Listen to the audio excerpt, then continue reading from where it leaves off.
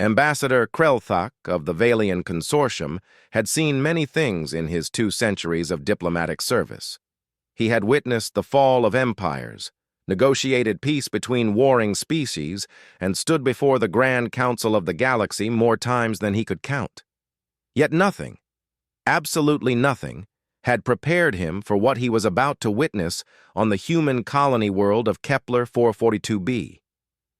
The assignment had seemed routine when it came through diplomatic channels. The Galactic Council needed an independent observer to document human military capabilities during their conflict with the Zephyrian Empire. Most council members viewed humans as a minor species, barely a century into galactic civilization. Their technology was considered primitive by galactic standards, their ships small and unremarkable. The prevailing wisdom suggested that observing human warfare would provide little more than academic interest. Krelthak remembered the briefing clearly. Admiral Vextar of the Altarian Navy had laughed openly during the presentation. "Humans?" he had scoffed, his 4 eyes blinking in amusement. "They still use chemical explosives and kinetic weapons. Their largest ships barely qualify as destroyers by our standards. This should be over quickly." The Zephyrian Empire shared this sentiment. They had declared war on the human colonies with the casual confidence of a species that had conquered 17 star systems in the past decade. Their crystalline ships gleamed with energy weapons that could level mountains. Their soldiers stood 3 meters tall with natural armor plating, and their military doctrine had never known defeat against lesser species. When Krelthak arrived at the human colony, he expected to document a swift defeat. Instead, he found something that would haunt him for the rest of his long life. The human settlement on Kepler 442b was unremarkable by galactic standards. About 50,000 colonists living in modular habitats, growing crops in converted soil, mining rare elements from the planet's crust. They had no orbital defense platforms, no energy shields protecting their cities, no massive fortifications that other species might construct. Just humans going about their daily lives with the quiet determination that seemed to characterize their species.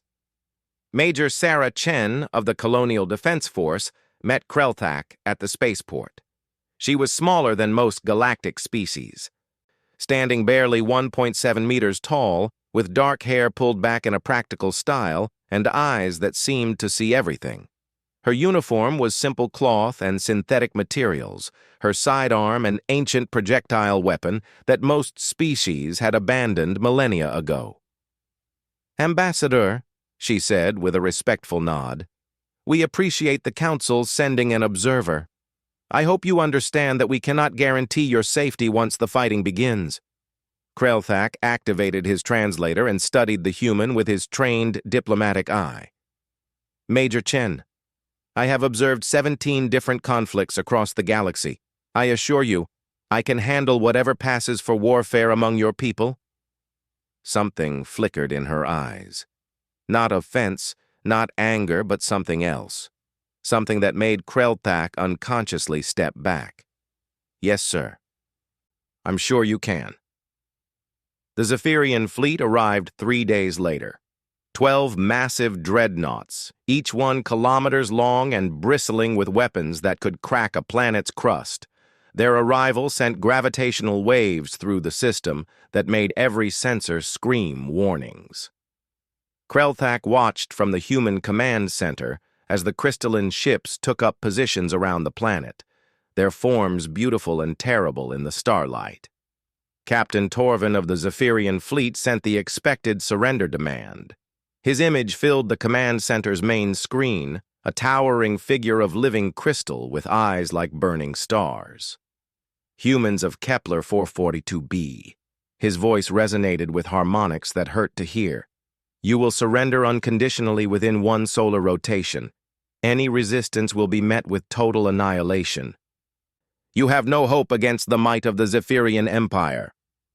Krelthak waited for the human response, expecting panic, desperate negotiations, perhaps an immediate surrender. Instead, he watched Major Chen's face carefully as she listened to the demand. Her expression never changed. When the transmission ended, she turned to her communications officer. "Send a reply," she said quietly. "Tell them we decline their generous offer." The communications officer, a young man who couldn't have been more than 25 standard years old, nodded without hesitation. "Yes, ma'am. Should I include anything else?"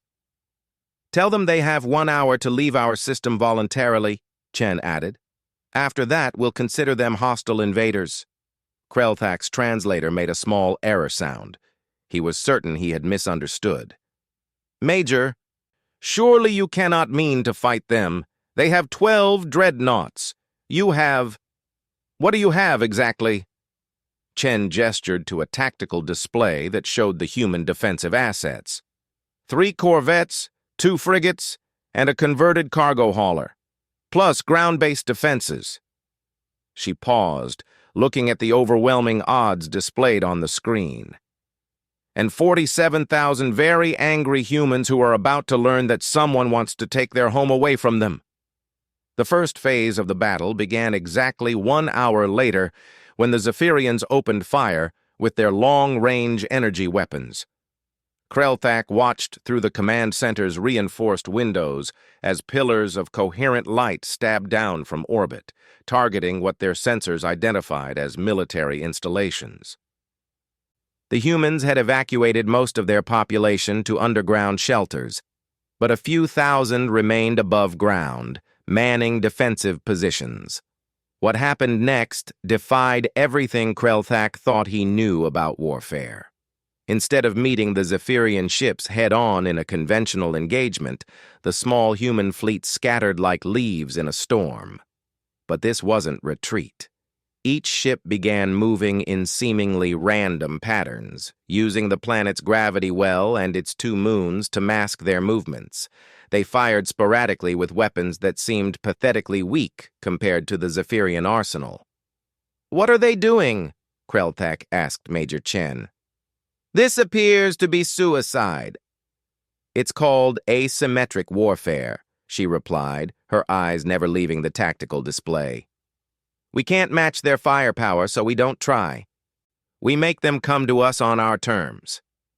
The Zephyrian response was predictable.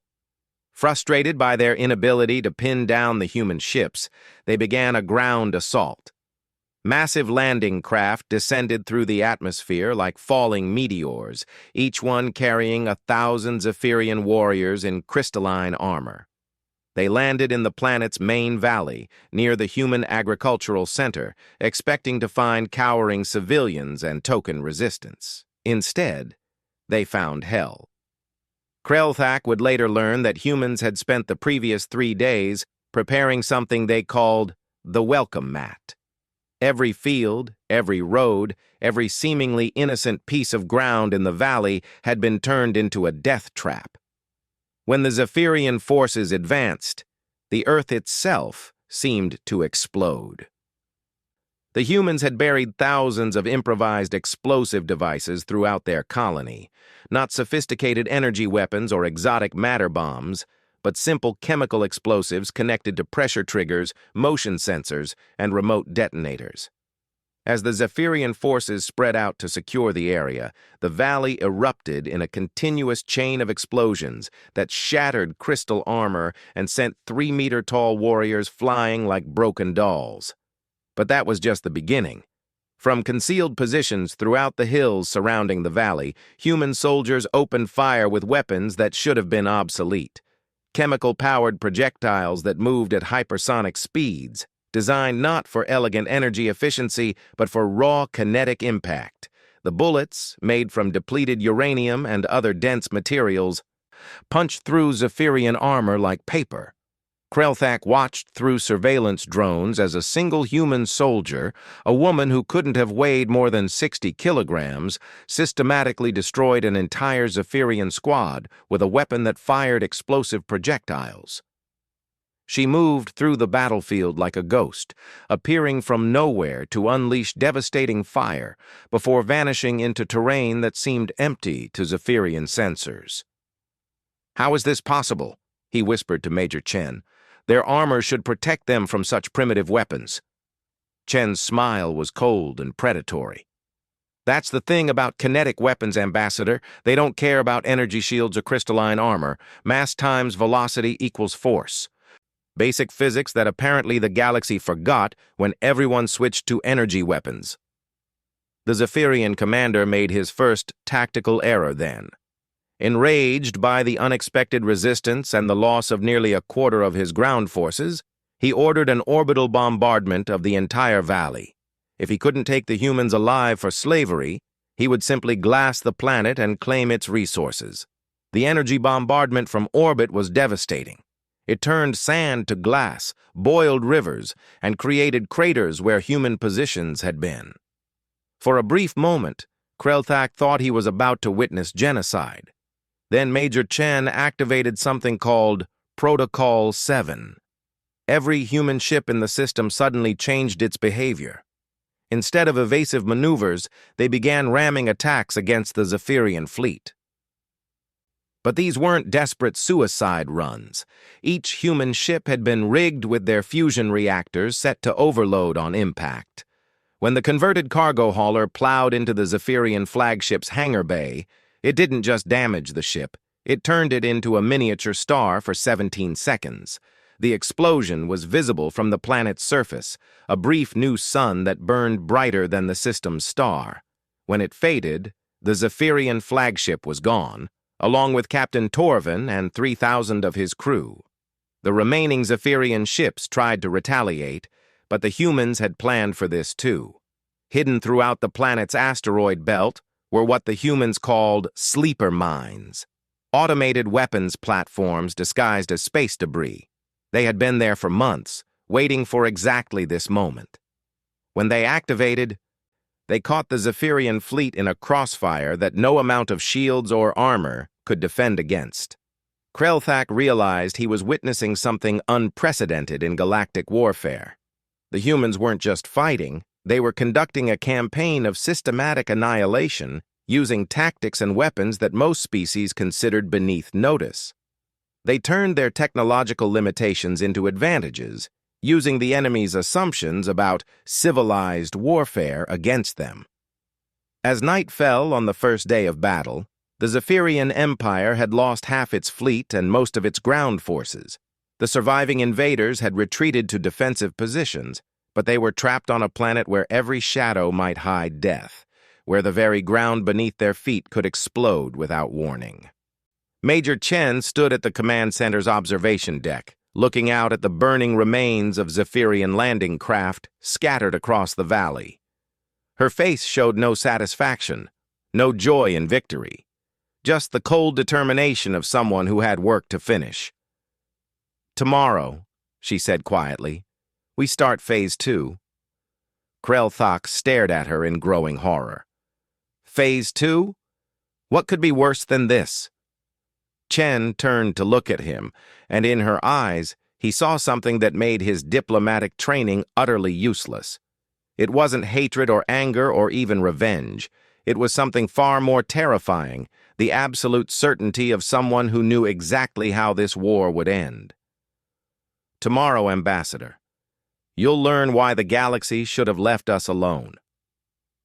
The second day began before dawn, with sounds that Krelthak had never heard before and hoped never to hear again.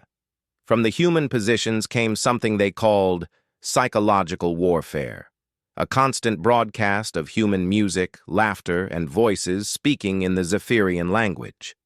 But these weren't surrender offers or peace negotiations. They were reading the names of dead Zephyrian soldiers, describing exactly how each one had died, and promising similar fates for those who remained. Ambassador Krelthak found himself in the command bunker, watching Major Chen coordinate what she clinically referred to as cleanup operations. The humans had spent the night moving through the battlefield, and what they had done to the wounded Zephyrians violated every galactic convention of warfare he knew. "Major," he said, struggling to maintain his diplomatic composure, "the treatment of wounded enemies is governed by interstellar law. What I witnessed last night..." Chen looked up from her tactical displays. Ambassador, interstellar law assumes both sides recognize each other as sentient beings with rights. The Zephyrians came here to commit genocide. They forfeit those protections when they decide our children should die so they can strip mine our planet. She gestured to a surveillance screen showing the aftermath of the night's activities.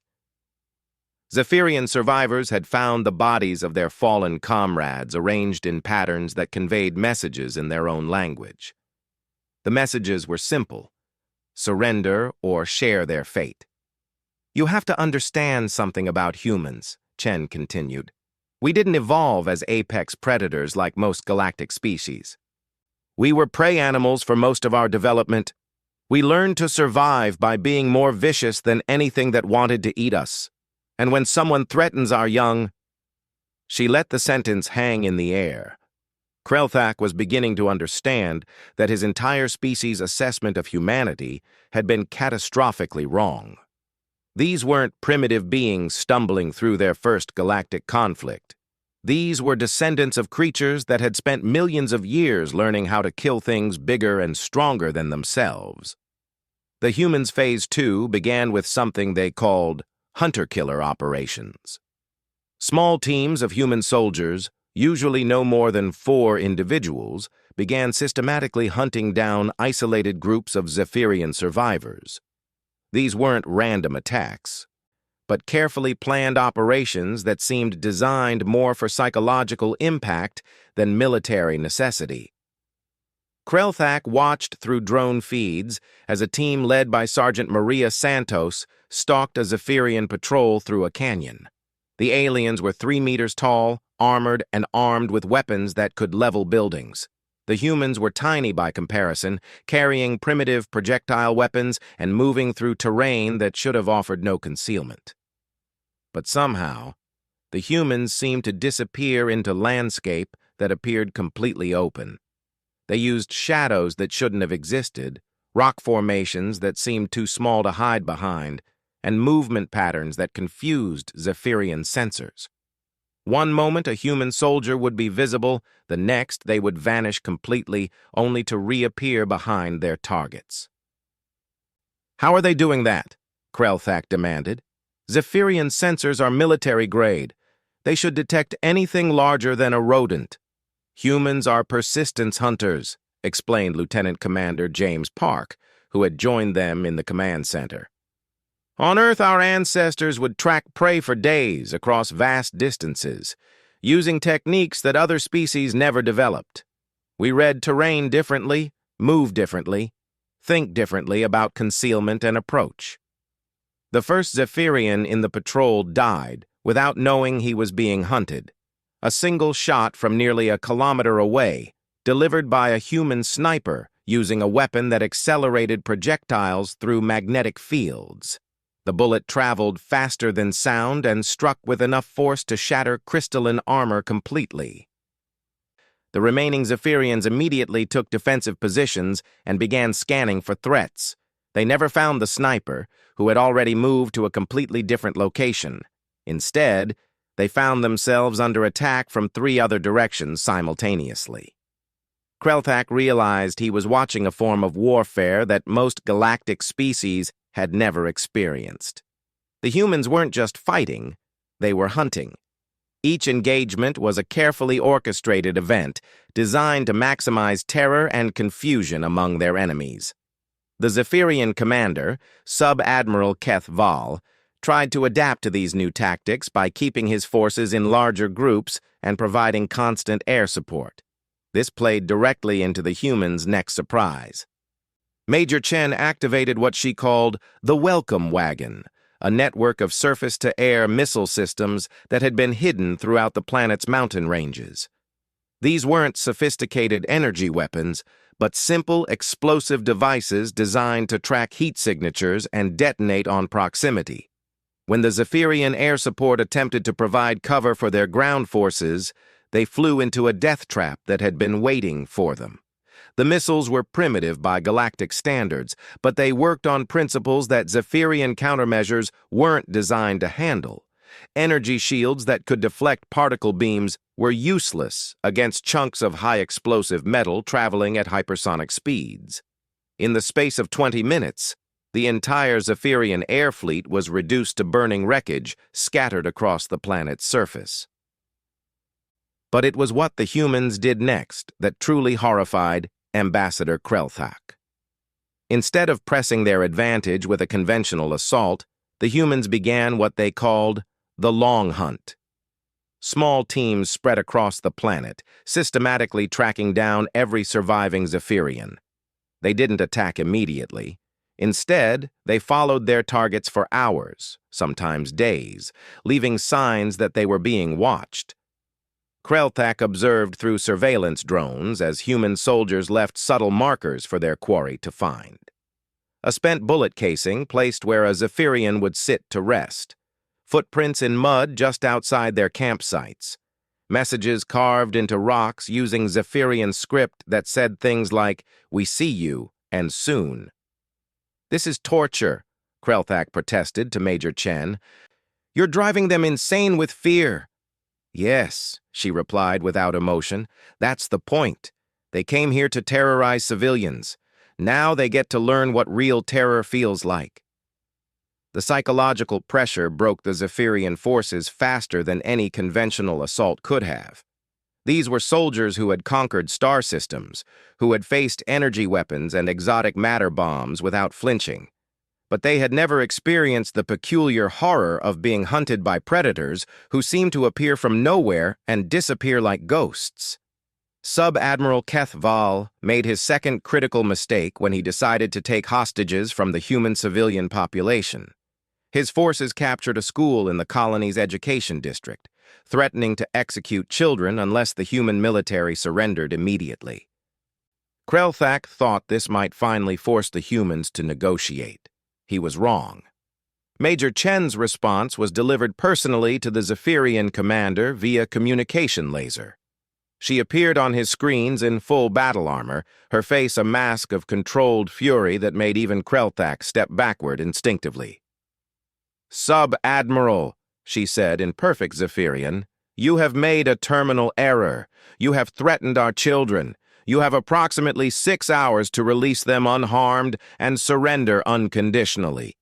If even one child is injured, I will ensure that your death takes considerably longer than you would prefer." The transmission ended before Kethval could respond. What happened next violated every principle of civilized warfare that Krelthak had ever studied.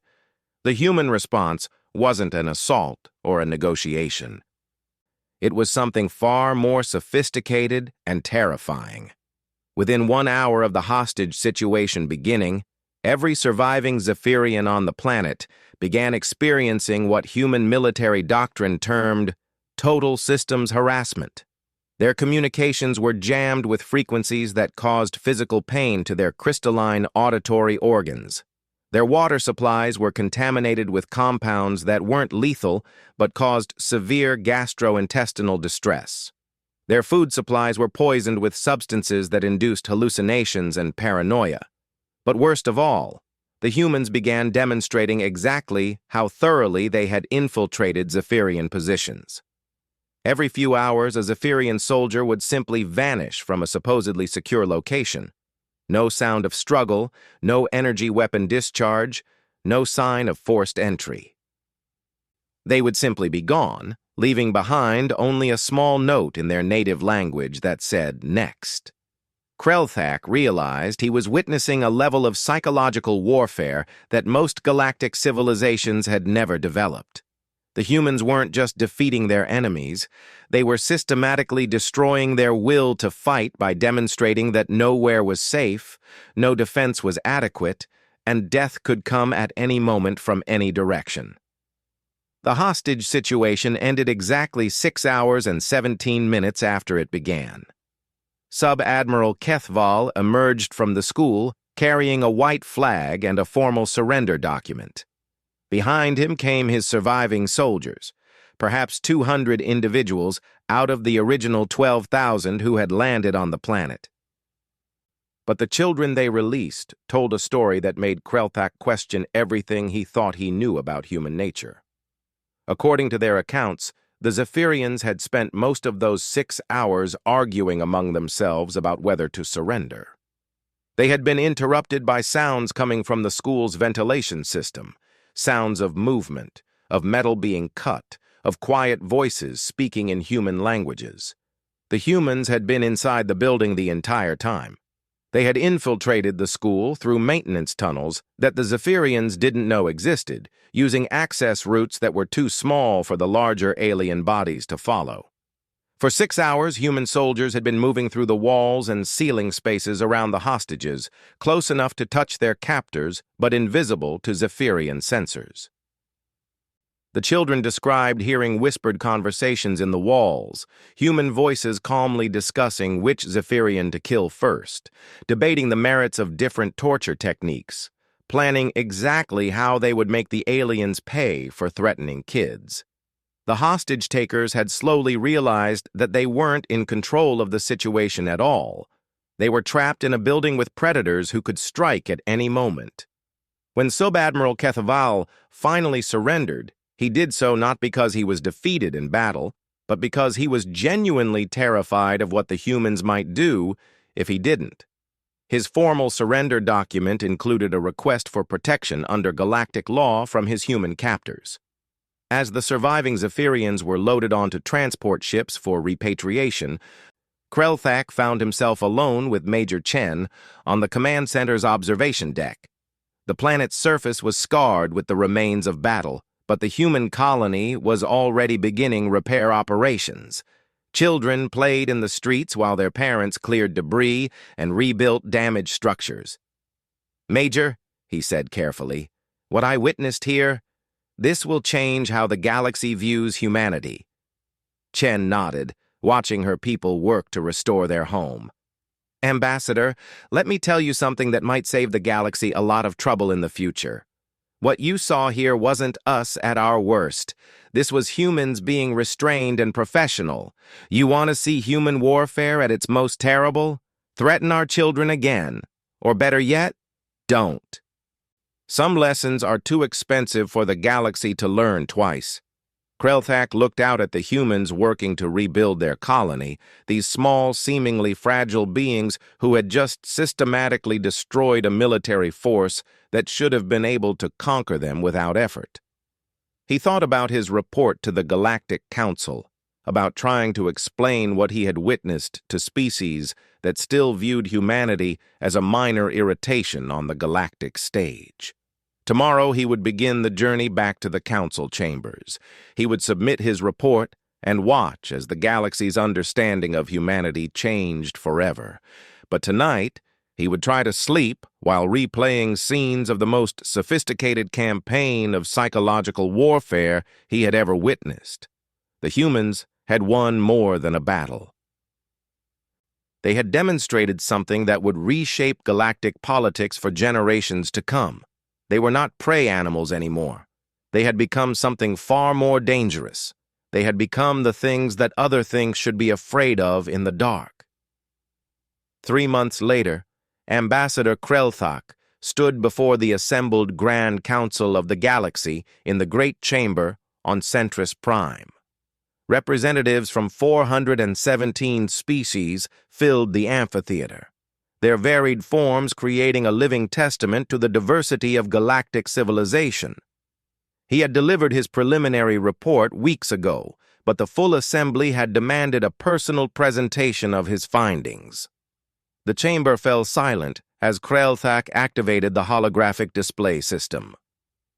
Images from Kepler 442b filled the air above the assembly, the devastated Zephyrian fleet, the scarred planetary surface, the aftermath of what most council members still insisted on calling a minor colonial conflict. "Honored representatives," Krelthak began, his voice carrying clearly through the chamber's acoustic systems, "I stand before you today to warn of a threat unlike any our galaxy has previously encountered. Not a threat of conquest or expansion, but something far more dangerous, a species that fights wars we do not understand, using principles we have forgotten, with a determination that defies rational calculation. Admiral Vextar of the Altarian Navy, who had laughed at human military capabilities months earlier, interrupted from his seat in the military section. "Ambassador, with respect, you observed a single engagement on a minor colony world. The humans got lucky. The Zephyrians underestimated them, nothing more." Krelthak had expected this response. The galaxy's military establishment was not ready to accept what he had witnessed. "Admiral, I have compiled evidence that suggests this was not luck, but the result of strategic planning that began before the first human colonies were established. May I present the testimony of Sub-Admiral Kethval?" The holographic display shifted to show the Zephyrian commander, now a broken figure in a prisoner rehabilitation center. His crystalline form had lost its luster, his voice carrying harmonics of fear that made several council members uncomfortable. "The humans!" Kethval's recorded voice echoed through the chamber. "They knew we were coming before we had decided to attack them. Their defenses were prepared for tactics we had never used against them before. It was as if they had studied our methods for years, learning our weaknesses, planning countermeasures for strategies we considered classified." "Impossible," declared Council Leader Zeftani of the Hegemonic Union. "Human intelligence-gathering capabilities are primitive. They lack the technology for deep space surveillance." "That," said Krelthak, "is exactly what we thought. It is also exactly what makes them so dangerous." He activated a new display showing intelligence reports that had arrived since his return from the human colony. Data that painted a picture of humanity's activities across their territory that should have been impossible for such a young galactic civilization. "In the past 6 months," Krelthak continued, 3 separate military actions against human colonies have ended in unexpected defeats. The Krillian Empire lost an entire battle group to what they described as coordinated mechanical failures during their attack on the Proxima Centauri system. The Hegemonic Union's Third Fleet was destroyed by unstable spatial anomalies near Ross 154. The Shileth Confederation reported the complete loss of their forward operating base to equipment malfunctions and personnel accidents. The chamber erupted in discussion. Representatives demanded to know why this information had not been shared earlier. Military advisors began frantic consultations with their staff. In the chaos, only a few noticed the small figure that had entered through the visitors' gallery. Dr. Elizabeth Warren, senior diplomat for the Human Colonial Alliance, waited patiently for the assembly to notice her presence. She was unremarkable by galactic standards. Small, dressed in simple clothing, carrying nothing more threatening than a diplomatic case. But Ambassador Krelthak recognized her immediately and felt his respiratory system increase its cycling rate. Council Leader Zeftani eventually noticed the human representative and called for order. "Dr. Warren, you were not scheduled to address this assembly. This is a closed session discussing matters of galactic security." "Honored Council Leader," Dr. Warren replied in perfect galactic standard, "I believe human activities are the subject of this discussion. Surely we should have the opportunity to respond to any allegations being made against us." The chamber fell silent. This was unprecedented. A representative of an accused species appearing during a closed security session.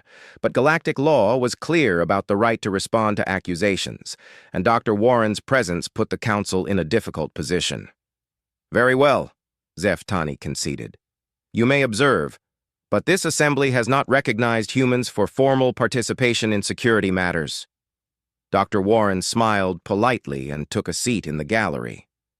"Of course, Council Leader. I'm simply here to clarify any misunderstandings about human capabilities or intentions." Ambassador Krelthak felt a chill that had nothing to do with the chamber's temperature control. Something about the human's presence seemed wrong, though he couldn't identify exactly what. Dr. Warren sat quietly, occasionally taking notes. but her very stillness seemed somehow threatening. The session continued with reports from other species who had encountered human military forces. The pattern that emerged was deeply disturbing. In every case, technologically superior forces had suffered unexpected defeats against humans who seemed to anticipate their tactics and exploit weaknesses that should have been unknown. Captain Mordeth of the Silicoid Hegemony described an engagement where human ships had somehow anticipated the exact frequency modulations of silicoid energy weapons, deploying countermeasures that should have required years of study to develop.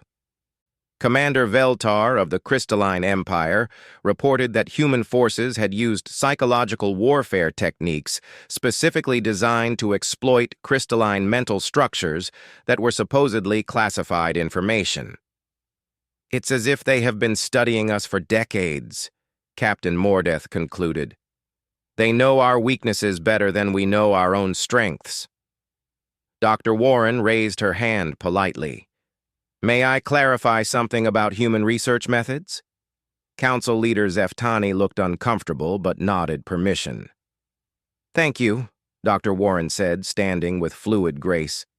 "I think there may be a misunderstanding about how humans gather information. We don't rely primarily on technological surveillance or espionage networks like most galactic species. We use something much simpler. We watch, we listen, and we remember." She activated her diplomatic case, which projected a holographic display of galactic communication networks.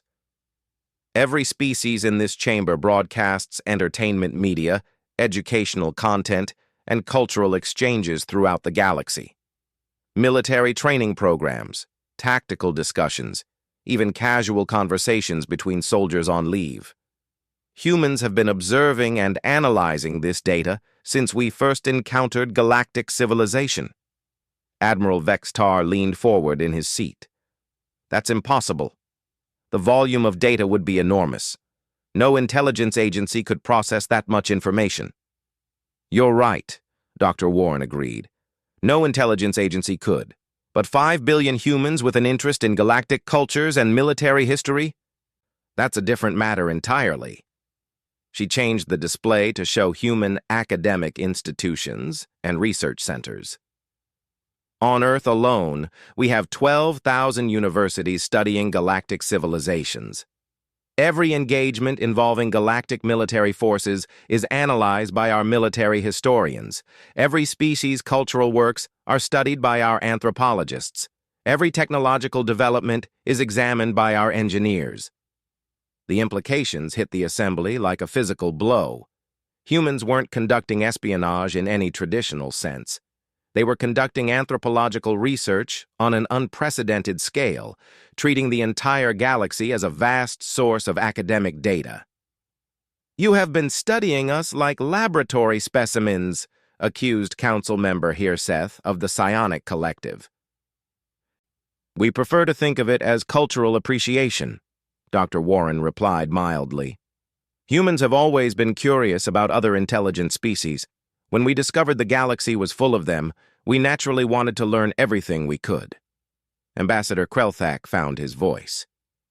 "Dr. Warren, are you saying that human military victories are the result of academic research?" "Not entirely," she admitted. "There's also the matter of human military philosophy, which I think most galactic species fundamentally misunderstand." The chamber waited as she organized her thoughts. "Most species develop military doctrine based on their evolutionary advantages," she continued. "Strong species rely on overwhelming force. Fast species use mobility and surprise. Intelligent species depend on technological superiority. Humans developed military doctrine based on the assumption that our enemies would always be stronger, faster, and smarter than us." She paused to let that sink in before continuing. "Every human military strategy is designed around the idea that we're facing a superior opponent. We assume our enemies have better weapons, better armor, better sensors, better everything. So we don't try to match their strengths. Instead, we find ways to make their strengths irrelevant." Admiral Vextar stood slowly. Are you threatening this assembly, Dr. Warren? Not at all, Admiral. I'm offering an explanation for what Ambassador Krelthak witnessed. Human military doctrine isn't about winning battles through superior force. It's about winning wars by making the enemy's advantages meaningless. She changed the display again, showing tactical analyses of recent human victories. Take the Zephyrian Empire's attack on Kepler 442b. They had overwhelming technological and numerical superiority, so humans didn't engage them in conventional warfare. Instead, they created conditions where Zephyrian advantages became disadvantages. The tactical breakdown showed how human strategies had systematically neutralized every Zephyrian advantage. Energy shields that couldn't stop kinetic weapons. Sensors designed for energy signatures that missed chemical explosives. Military doctrine that assumed enemies would fight conventionally. The problem, Dr. Warren concluded, is that most galactic species assume there is a right way to conduct warfare. Humans assume there is only effective and ineffective. Council leader Zeftani leaned back in his seat, visibly shaken. Dr. Warren, what are you suggesting? That humans are inherently more effective warriors than other species? Not inherently, no. But we've had more practice at being the underdog. For most of human history, we were prey animals fighting predators better equipped than ourselves. We learned to survive by being more vicious, more cunning, and more determined than anything that wanted to kill us. She closed her diplomatic case and prepared to leave. Honored representatives, humans have no desire for conquest or galactic domination. We simply want to live in peace with our neighbors, but if anyone decides that human colonies would make attractive targets for expansion. She paused at the chamber's entrance. Well, I hope today's discussion has been educational. After Dr. Warren left, the chamber remained silent for several minutes. Finally, Admiral Vextar spoke into the quiet. Council Leader, I formally request an immediate revision of all military threat assessments regarding human colonies. Based on this testimony, I believe humanity represents a Class 5 military threat to galactic security. Class 5? Zeftani's voice carried harmonics of disbelief. Admiral, we reserve that classification for species capable of challenging the entire galactic order. Yes, Council Leader, I am aware. Ambassador Krelthak stood slowly, his diplomatic training warring with the memories of what he had witnessed on Kepler 442b. Honored representatives, I submit that we have been asking the wrong question. The question is not whether humans can challenge the galactic order. The question is whether they already have, and we simply haven't noticed yet. He gestured to the tactical displays still showing human military victories. Every species that has attacked human colonies has suffered unexpected defeats. Every military doctrine considered proven has failed against human strategies. Every technological advantage has been neutralized by human ingenuity. The chamber erupted in heated discussion as representatives demanded emergency military consultations, diplomatic initiatives, and threat assessments. But through it all, Ambassador Krelthak kept thinking about Major Chen's words on Kepler 442b. The humans had been restrained and professional during that battle. They had shown mercy to their defeated enemies. They had followed galactic conventions wherever possible, and they had still fought a war unlike anything the galaxy had ever seen. As he prepared his final report, Krelthak realized that the real horror wasn't what humans had done to the Zephyrian Empire. The real horror was the growing certainty that if the galaxy forced them to, humans could do far worse.